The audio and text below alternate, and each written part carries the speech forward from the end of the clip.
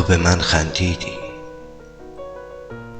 تو به من خندیدی و نمیدانستی من به چه دلهره از باغچه همسایه سیب را دزدیدم. باغبان از پی من تند دوید، سیب را در دست تو دید.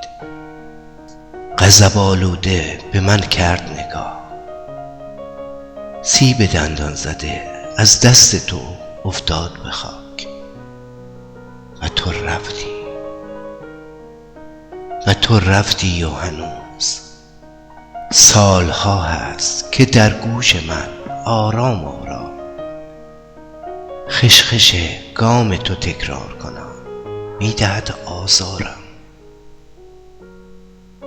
و من اندیشه کنم غرق این پندارم که چرا خانه کوچک ما سیب نداشت.